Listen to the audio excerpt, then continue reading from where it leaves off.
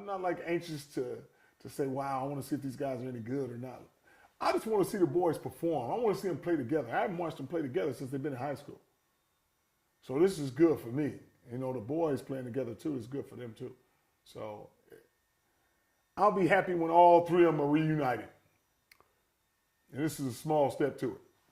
Why didn't you send him to the game yesterday in Vilnius? Well, it's yesterday's game. They wouldn't allow my Facebook guys to come in there and film anything. The boys weren't playing anyway. So just to be sitting in there and to bring all this buzz to an away team, I was like, what's the use of even going? But why not have the boys go to support their teammates? They finna support their teammates, but at home first. They supporting them. They don't have to be there just to support them. We support them anyway. That's their team. It's hard for them to sit there and not be able to do nothing. So I'd rather, you know what? Ain't no use to make that long trip over there. Let's get ready to perform over here and have our first home game here. What are you going to tell them before their first game Tuesday? I ain't going to tell them nothing. I'm just going to go out there and watch them play.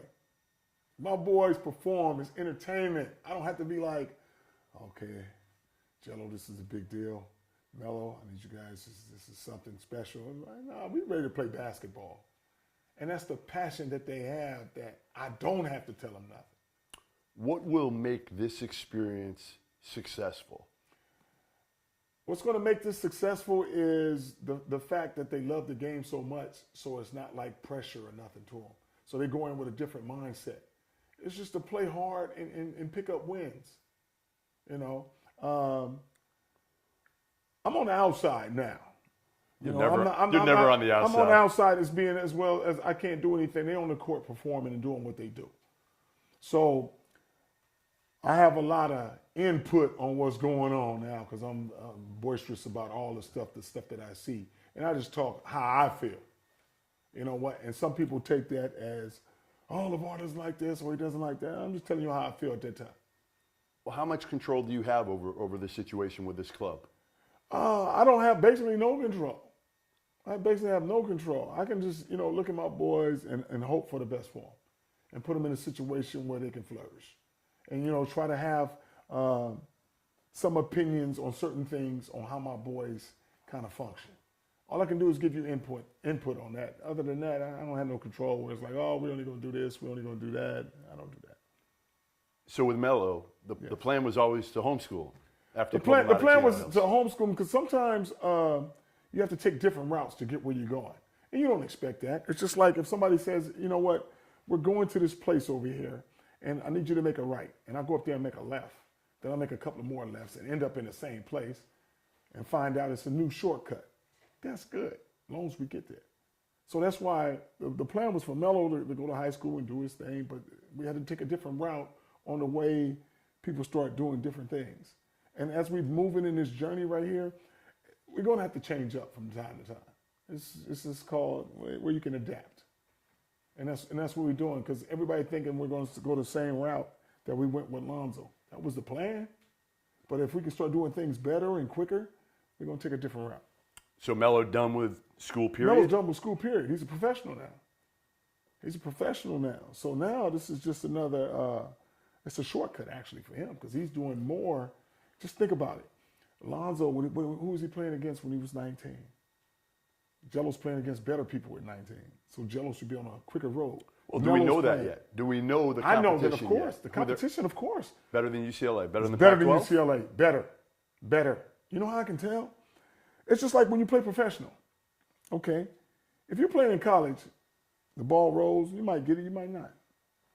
But I think if you're making a living playing basketball, I think you're going to go for that ball a little harder because if you don't get it, guess what? You're cut. Now you're not making a living anymore. So these guys, I think, are going to play harder on the fact that they're making a living. They're trying to do an extra step. You have a good or a bad game at a college, you're still there, you got the next game. Okay, it's whether you're going to get benched, you might do better in practice. But if this is not your livelihood, I don't think you take it as serious.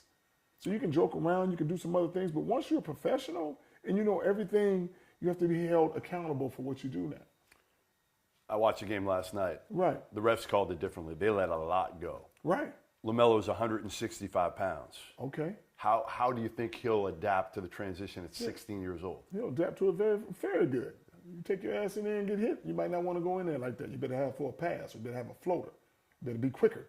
Now, I don't think the weight has too much to do. You got a lot of guys that I always look at, and I told my boys about Allen Iverson. They're in 100 and some 60 pounds at the most, going against 7-footers, playing every day.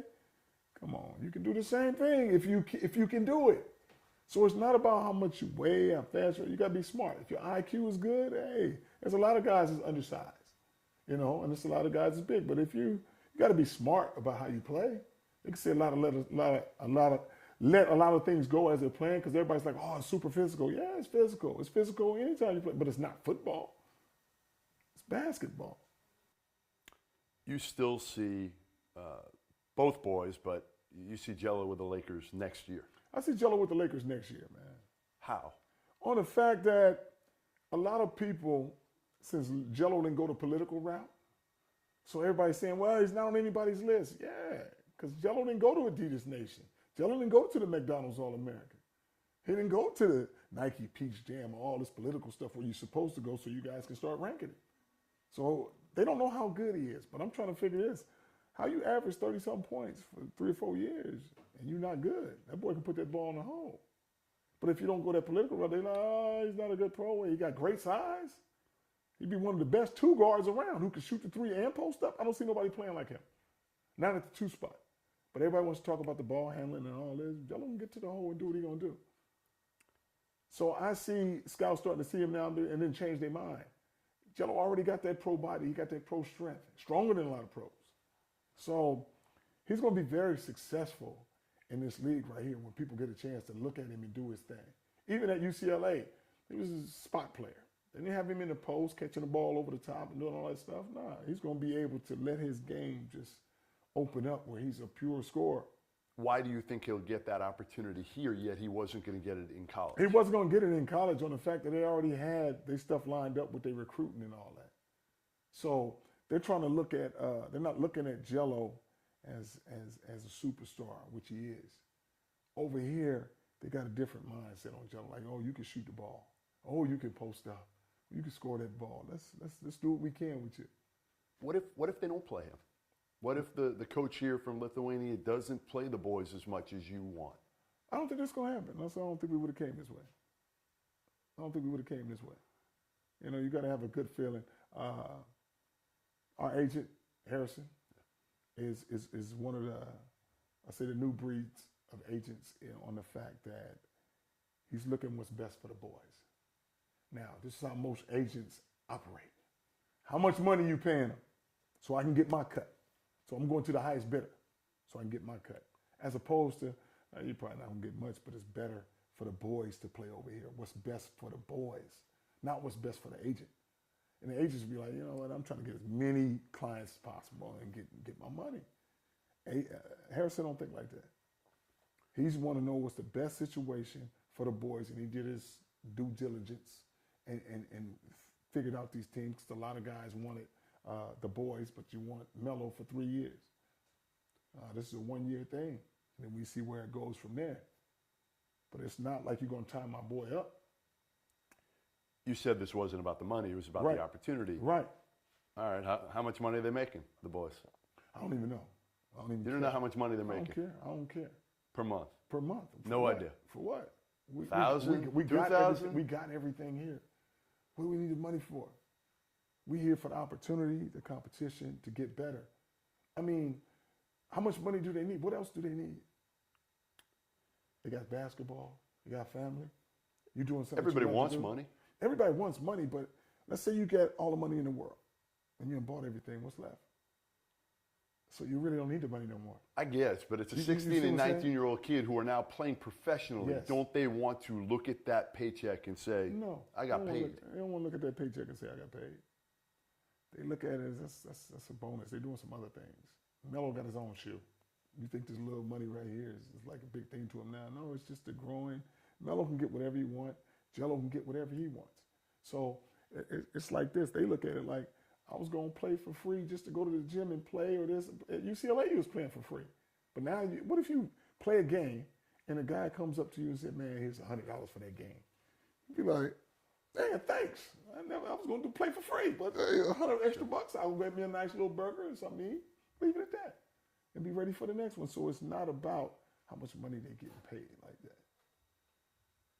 You made some strong comments to me earlier off camera about Luke Walton and the fact that the players didn't want to play. They don't want to play for Luke Walton. That's the mindset I have on the fact that I'm looking and like when you lose by 20 and 30, I've always said when you lose by 20 and 30, I can tell my boys, you don't want to play for me, you don't want to play. So I tell them that's a pride thing, and that's what I see on the outside sometimes. And it might be a strong opinion, but it's my opinion on the fact that I'm like, they can't be losing like this. You know, something is going on right there, and I don't know, and they got to work to fix it. But from when I look at things like that and being in that mode, when you're losing by that much, I got to look at something. And that's what I say. It's like the guys look like they don't want to play, but that's what I said. They probably want to play for them as hard as they can, but it's going on what I see from an aspect. I'm like, I don't see as many high fives. I don't see as many, when guys go to the bench, it look like they're mad that they're coming out. So this is what I assume like that. It may be wrong, but to me it's right. How much have you talked to Lonzo about this? I haven't talked to Lonzo. I haven't talked to anybody about it. I'm just telling you how I felt about it because from what I'm looking at, I'm like, you can't keep losing like this. Something's got to be wrong. It just can't be, oh, we wasn't ready to play. We were ready to. It's something. You know, I don't know what it is. They've lost 9 in a row. 9 in a row. That's a lot of losing. I'm not used to losing like this, regardless of whose team my boys are on. The losing right there brings up the frustration part. Even though I'm not playing and all that, it's more to me, and it's because of the winning that I have with my boys and the way we bred. So the losing, I can't see it like, okay, all the players are doing wrong or this and that. I don't know. I don't get going how I feel about it. And it's not to knock the Lakers or anything like that. It's not to knock the coach. I'm just, you know, how I am assertive on like, wow, what could be the problem? What's your relationship like with Luke and Magic? With Luke and Magic and them, like I said, I talk more to Magic. We got, I'm not going to say that we have the greatest relationship on the fact that we haven't known each other long enough. So you can't say a relationship, you meet a guy and you talk to him 3 or 4 times in a row, and now it's a great relationship. No, that's not true. It's a relationship that's good. I mean, we can communicate with him. I talk to Magic and Rob more than I talk to Luke, but it's not like I dislike these guys or anything like that. They have to run their organization a certain way. And you know how I am. I speak a certain way, and that's just how I am, because you ain't going to control me. I'm going to say what I want to say anyway. But you know what? They're doing the best they can. I'm like this, and I've always been like this. It seems like it would be hard to coach when you was young, because guys look at you in the beginning as a friend instead of a 50 or 60-year-old man where it's like, yo, this is what you need to do. And it's just a development, because sometimes the best thing to say is the younger coaches can always relate to the players better. Sure. And that won't be the case on the fact that the players become more friendly. So when things didn't go their way, now it's like, what are you doing? So you're in a rock and a hard place, because you start off, but you have to do certain things to make this fit. So guess what? They're in the same boat I'm in. When you're going to hear a lot of negative stuff and a lot of positive things. But when stuff is bad, guess what? It's all coming to you. Do you thrive on the negative stuff? Me, myself? Yeah. Yes, I do. Because I like the people that say, oh, hell no, this ain't going to work, this ain't going to work. And when it works, it's like, I thought I told you, you can't stop me. It's going to work because I make it work. You know, and sometimes you have to take you have to take the outside, what people are telling you sometimes, and kind of use that as far as a little help. A lot of people don't like to, like when people, they get and say, I don't listen to nobody. But it's some people that I listen to. Y'all just don't know. Who do you listen to? Ain't got nothing to do with y'all, as long as I get it right. But I got somebody. Everybody got to have somebody. But I don't have to be out there like, okay, I listen to this dude. I don't listen to a lot of people. But the guy that helps me out has only been having my back and is very smart with this, what we're doing. Elsewise, I wouldn't be in it with him. Because people think I'm running this by myself. No, I'm the face of this. But you got to have help regardless of what you do. In 10 years, LaVar Ball is doing what? In 10 years, LaVar Ball is sipping a strawberry lemonade in Morocco. Morocco? Yes. Only because my brother told me to go out there for a few years. Morocco, Lithuania. Hey, I'm going to come back to Lithuania on the back end. You guys haven't even been out in Lithuania. You haven't explored nothing. I'm not an explorer. I'm the explorer. You went out for Mexican food, though. Oh, yes. Finally found some food Finally you like? found some food, man. It's a spot. I don't even know where it's at, but they took us on a bus. Conus. I think Conus. That's the name of it? I think so. Oh, man. Big time? It took me back to the States. Because I've been trying to find some food to eat around here, and I think I'm getting lighter and lighter. But that one put me on heavy milk. You might need to get lighter and lighter. You might need to lose. No, I don't need to lose no more weight, man. I lost enough. Shoot, doing all the cooking and hanging out with Tina and doing all this rehab, I lost all my 320 pounds. What's it like to have Tina here with you? It's great to have someone that you've been loving for a long time to be with you. It makes the time, it's not even like the time is standing still. And just to be with her and to be with the same woman for all these years, it's like, man, it don't get bad. It just keep going. And then when you look up, it's like, wow, 10 years went by, 20 years went by. And it's like, it don't seem like that when you're with somebody that you love like that.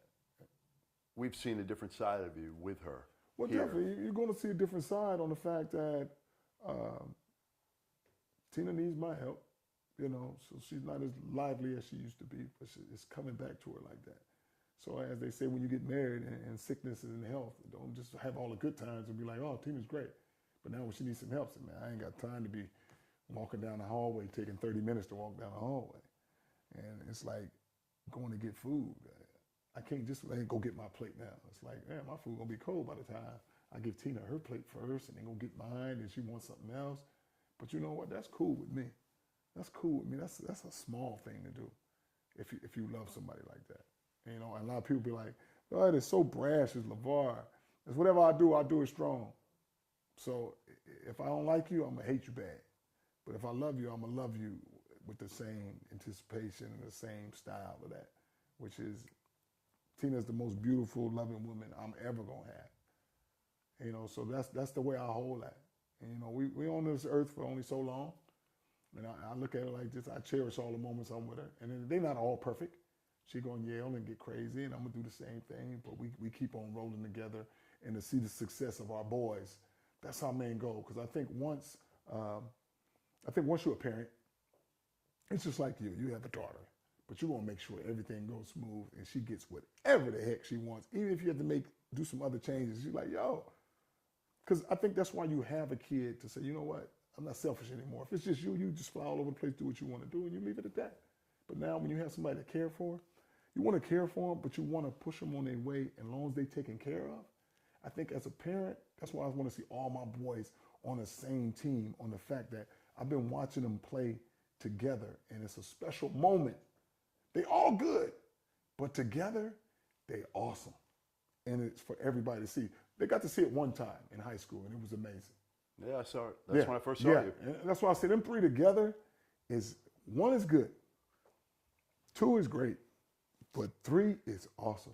And that's why I keep speaking this, like, man, they all got to play on the Lakers, just on the fact that the timing would be good as far as the chemistry would be great, and they grown doing something. And it would be best where me and my wife and everybody could come watch everybody one time, instead of bouncing all over the place. Would you take one game even with the three of them in the Lakers? I would take one now? game right now, and we'll win the game. In the pros, folks will be like, they will not win. I guarantee you we could be the pro team with LaMelo and Liangelo on the same team with Lonzo right now. The chemistry and the way they shoot the ball would be completely different than the double teams would come out. Right now, when Lonzo double teams, they're not on the same page with him because they never double team like that. We've been double teaming all our life. So you would think Jello has his man and Lonzo will be leading the guy, and you would not think Jello would come all the way across the court and be ready for that spin move and steal that ball. Because you're like, you can't leave your man way over there. Where is he going? Because Lonzo's finna make him spin, only because they know that up here. And then Melo will be like, oh, when he makes this dude spin, the best shooter's right there. So I'm going to leave my man and go to that shooter because the ball coming over there next. And we get these steals, and folks be like, how'd they do that? But the way they move and been playing together for so long, it's something special to watch. What do you think Melo and Jello, how do you think they feel when they see Tina here, watching them, Tuesday night, when they're going to look over? Because a year ago, right. A year ago it was scary, right? Right. It was scary, but like I said, we handle everything. And oh, that's good. Yeah, we're good. See, Come on. You probably got to move, I assume, to the boys. That's Jello. Yeah. Come on in, man. You next, homie. We'll probably get you in your, or do you want us to do it in here? Here, I'll just move. Yeah. So we'll make it easy for you. I only have two things up. Can you re-ask that question and then ask him about the airport arrival? And what that whole Done. experience was We like, can, and then we're good. Okay. Done. All right. Get to the back and move, man. Hurry up, homie. Yeah, we're almost done with you. Okay. Two more questions. It's got to be All quiet. right, let's roll. That's all. Be quiet. What do you think it means for Melo and Jello to see Tina here now after where she was a year ago? Man, it's great for them to see her where they won't take for granted. Like, Tina's always been there to watch them. But they know the ordeal that she's went through. Like, man, she couldn't have been here. So they're looking at it differently now. Like, man, I want my mom to watch as many times as we can play now. So it's different. Because usually you take it for granted. Like, oh, she's going to be there. Family's going to be there. But when you look up and you play some games and you're like, okay, my dad over there, but my mom is really right there. She's not here no more. So now for her to be back on that scene, it's like the boys is like really cherishing that. And I know they don't show it because I never taught them to be super emotional like that. I always taught them to be super tough and don't miss nobody and just do what you do. But deep down inside, they know. They're like, man, I'm glad my mom is here. It's good to see it. What was the Ball family arrival in Lithuania like? Describe that scene. Man, the Ball family's arrival in Lithuania. Lithuania. You can't even say it. I got to say Lithuania. Shoot, that's what it is, Lithuania. But it was very welcoming. It was, it was kind of what I expected with that Ball name. We coming. So to see something new, interesting, you're going to get a lot of people. That's just how it is. If nobody really cares about you and you just okay, you might have a couple of people there. But the welcoming committee that we had was very nice. All the cameras and stuff like that. But I expected that on the fact that Ball name is growing. Why are you so interesting? Why do you think people react to you the way they do? People react to me because I'm not like your regular guy. I say things that a lot of people want to say, but the way my situation is set up, it allows me to be as free as I want, as far as I say whatever I want to say on the fact that I don't have to answer to anybody. When you build your own brand and you're kind of your own guy, you can go your own way. Because if they're not doing it the way you want, go with your brand and go that way. And it makes me strong, but it also, you'll see me in a fun phase where it's kind of funny. And then you see me in a serious phase. You see me in a mean phase. And it's just how the media wants to portray it. It's just like, I'll go again with the girl from Fox. They was like, oh, LaVar told her to stay in her lane. Is staying in your lane a mean saying? I didn't tell her, get the F out my face, you ugly. I didn't say nothing like that. But you see how they took it? He told her to stay in her lane. That's not good. Wow, that was a nice way of saying it. And it's just how you are. And it's just like they talk about the love. I always had the same love for my boys, but it's not for them to say, well, LaVar is a good father or a bad father. I really don't care what they think about that on the fact that as long as my boys understand what I'm about. It's just like if it's so bad and I do so, why don't they just leave? But you see how close they are, and then people look at it like, nah, he's controlling them because they're close and they won't deny him and this and that. They should tell him, hey, LaVar, back up. That's enough. It's our time now, Dad. You know what they're saying? Yeah, it's our time as a family. Yeah, people think that Lonzo, when he gets older, yes, is going to tell you to F off, I'm gone. Dad, I had enough. I'm doing it my way. You heard it. Let it be known. Lonzo been doing stuff his way for a long time. I ain't told Lonzo nothing to do. I give him advice on things. Man, you should do that. You should do this. I'm not an earring guy. I ain't got no earrings. All my boys have earrings. I thought they was just for women. well, I don't wear no earrings. But look, all of them got it. They went against me. I ain't got no earrings, no tattoos, or nothing like that. But if they're going to do something, they're going to do it. But I'm going to tell them, I'm going to speak my mind. When Lonzo came home with an earring, I said, you might as well get your brother something now so I can be mad once. Now, all of them want the same thing. They want to follow Lonzo. But it's okay. Like I said, they have their own style, their own minds. All I can do is guide them. But I'm not going to leave them out there and they have no, they don't know what's going on. They're young, they're teenagers, they just turned. So a lot of the other stuff they will not know. You know, my boys think everybody is a good person. Nobody has hidden agendas. So they're gullible to that aspect because they've never been in that. So they're thinking other people have different motives, different things.